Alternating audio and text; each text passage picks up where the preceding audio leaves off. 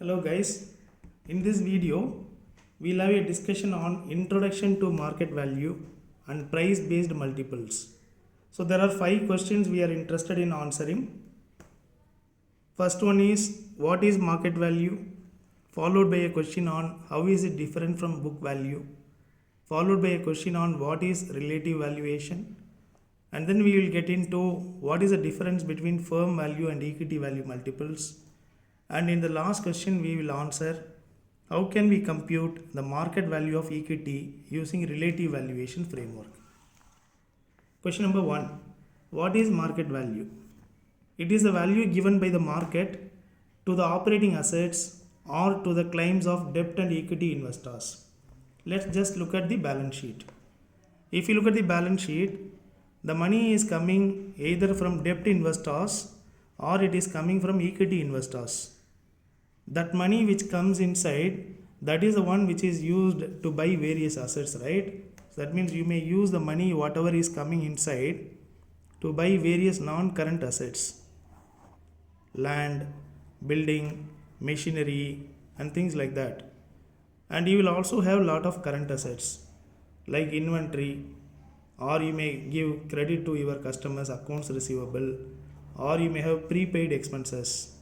Whatever is left out is going to be your cash and bank balance. So that is the unused capital. That is what your cash and bank balance, right? Unused capital and retained earnings is nothing but your cash and bank balance. Am I right?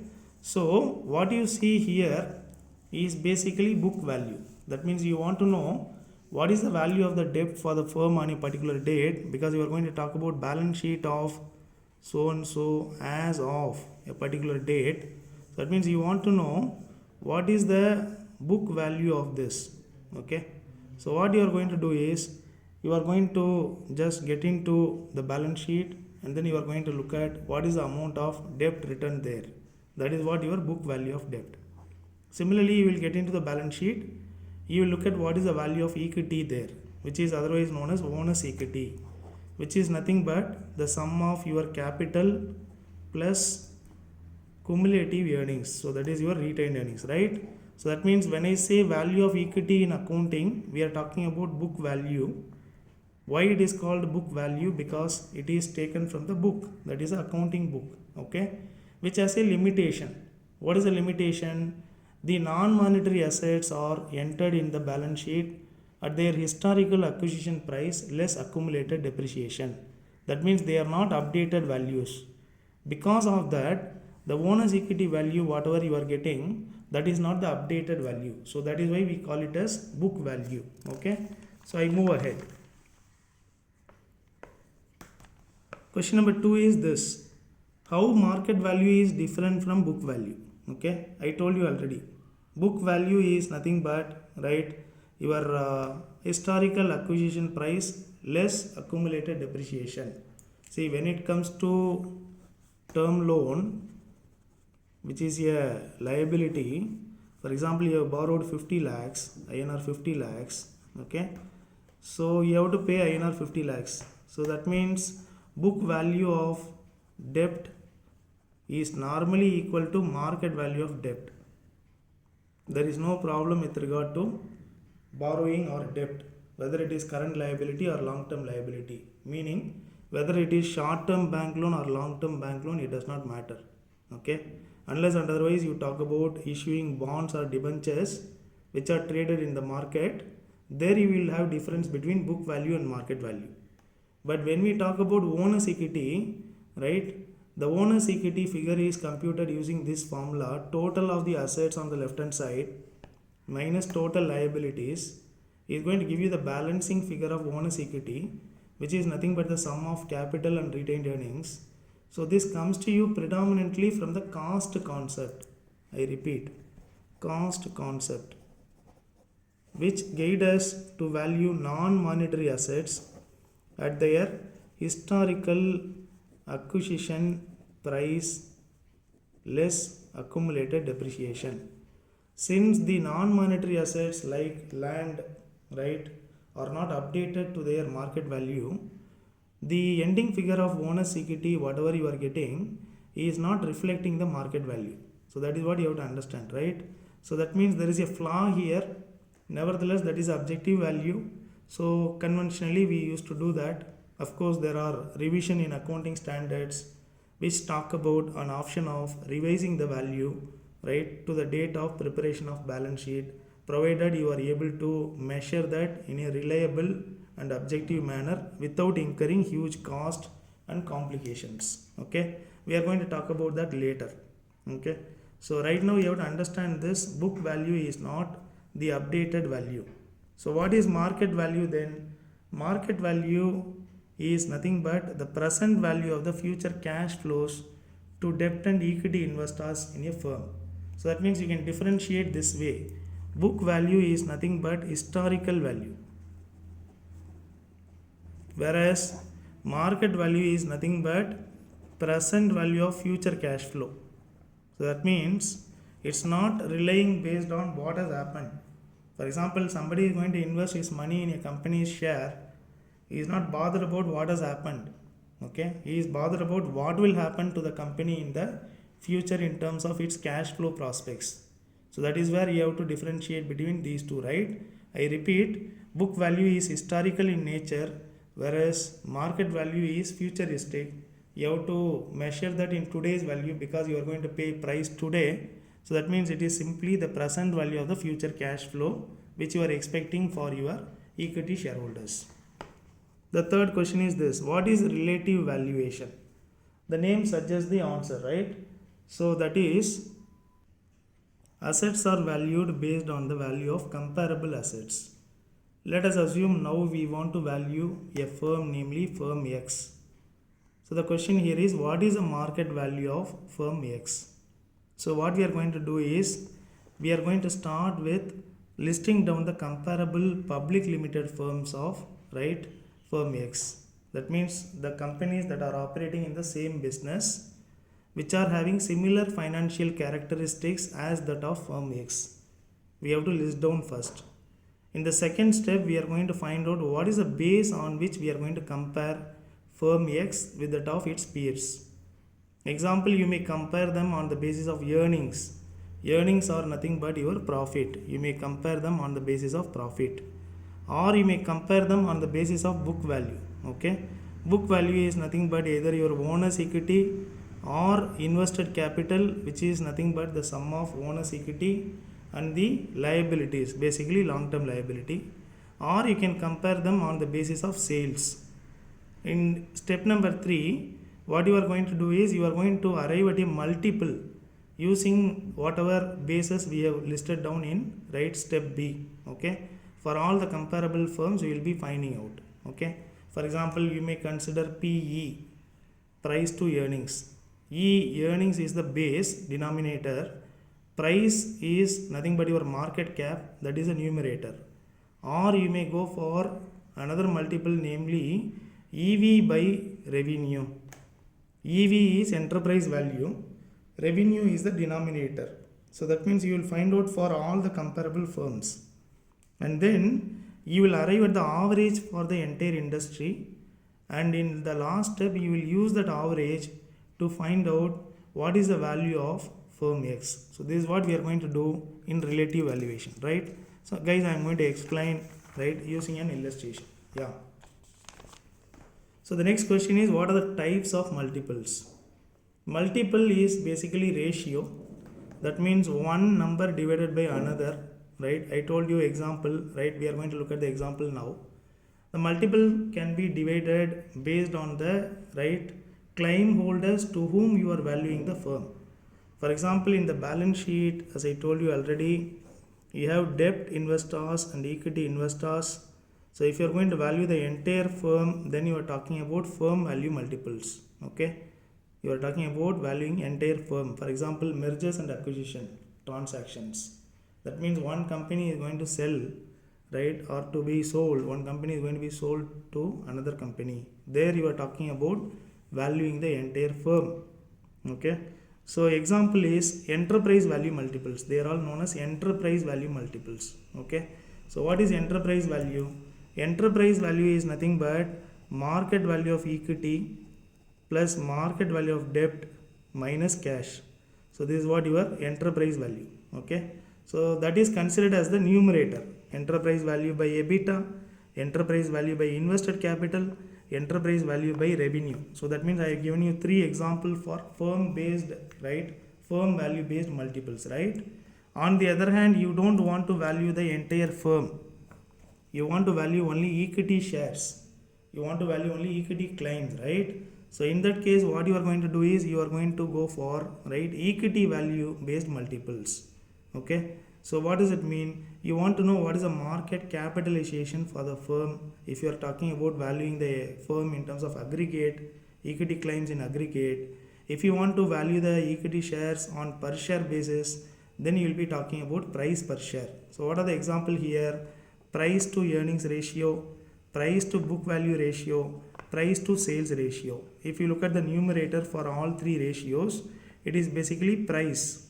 Okay, that is why they are known as equity value multiples, because you are, right, you are examining or you are investigating what is the value per share, okay, for the equity shareholders. On the other hand, when you talk about enterprise value, you are not talking only about equity claim holders, rather you are talking about both equity and debt holders, right? So that means what is the total value, which is known as enterprise value. Okay, we are not considering cash in enterprise value because it is not included in the computation of value. For example, we will be talking about non-cash working capital. So that means we don't include cash, right, in the computation of the value for the firm, right? So that means we keep that aside. Okay, whereas market pays for cash, so that's why we subtract that in order to arrive at enterprise value, right? Yeah.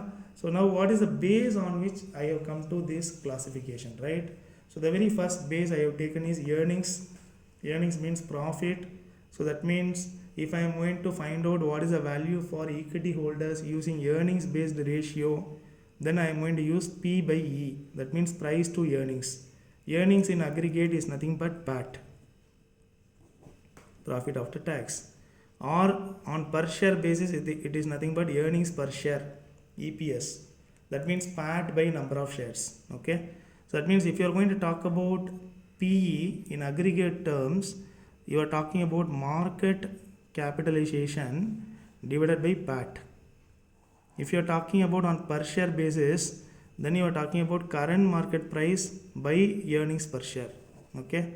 So what you find here is these are all based on earnings. That's why this is called earnings multiples. Okay. The same earnings multiples, if you want to apply for finding out value for the entire firm, that is enterprise value, that means for both debt and equity holders, then the formula or the ratio becomes EV by EBITDA. That means enterprise value by EBITDA. Okay. So EBITDA is what? Earnings before interest, tax, depreciation and amortization. That means before you subtract depreciation, amortization, before you go for subtracting tax and interest, what is the earnings? So that is applicable for both debt and equity holders. That's why the denominator is EBITDA. Okay. So that means EV by EBITDA. On the other hand, if you want to go for using book value multiples, then for equity claims you can use P by B, price to book ratio. Okay. Alternatively, for the entire firm you want to do that, you can use enterprise value to invested capital.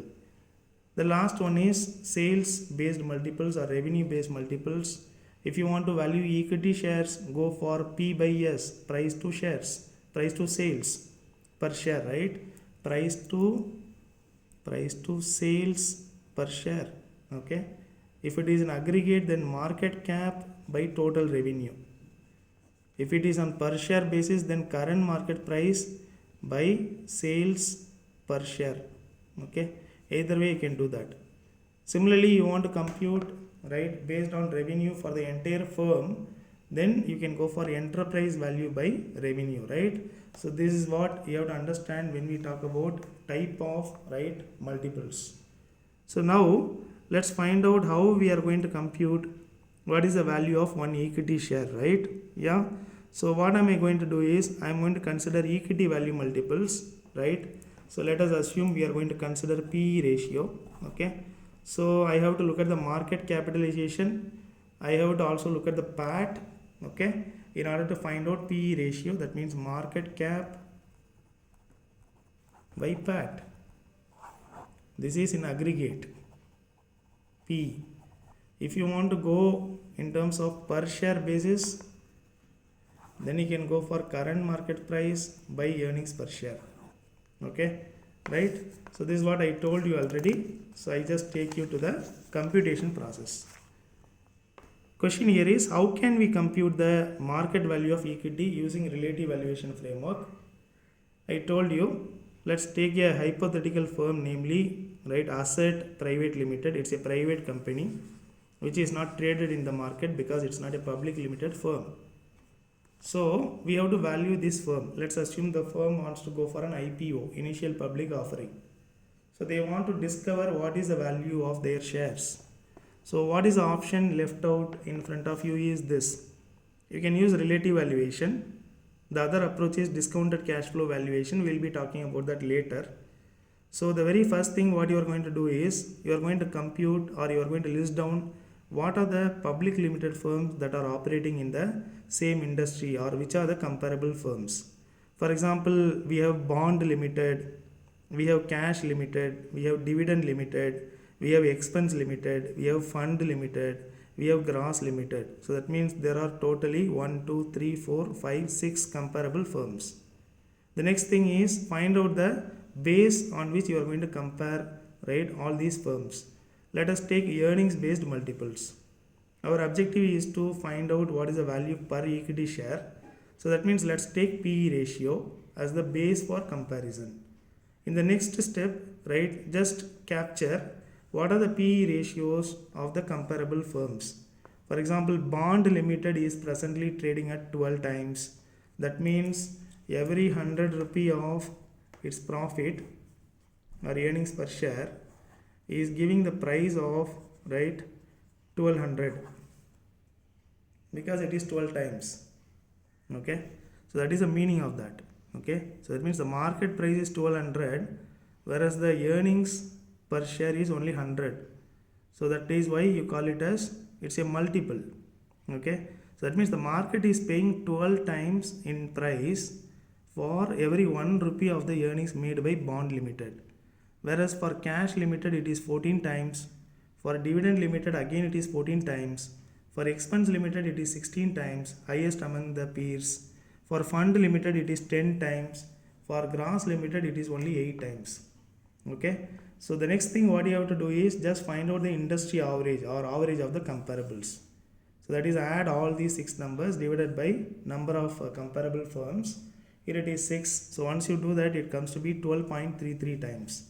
So what you can do now is, you can approximate this number to be of yours. Okay, so that means what you are assuming here, right, 12.33 times is the average number for the entire industry. And if your company, that is Asset Limited is the one we are valuing, has made a profit after tax of 100 crores in this year, then its market value is 12.33 times of the PAT, that is 1233 crores in aggregate. This is the aggregate market value of equity shares. Okay, so if you want to find out on per share basis, assuming the firm would like to go for issuing 123.3 crore shares, okay, number of shares. So that means, what is the per share value? The per share value should be rupees 10. Okay, so this is what we have done here, right? So that means we started with listing down comparables. We have considered the base, that is earnings. We have considered the specific multiple here, namely PE. We have listed down the current PE for all the comparable firms, and then we have computed the industry average. Consider that as that of the number for the firm multiplied by the current PAT of the firm, right?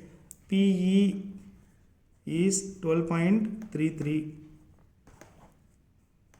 We don't know P, but we know E, that is 100. So just cross multiply, that gives you P, that is 1233 crores in aggregate. If you want to calculate on per share basis, it is 1233 divided by number of shares. Assuming the company would like to go for issuing 123.3 crores number of shares, the per share value of the share is coming to be rupees 10, aggregate value divided by number of shares, right? So that's it, guys. So this is what I thought I will share with you in this video.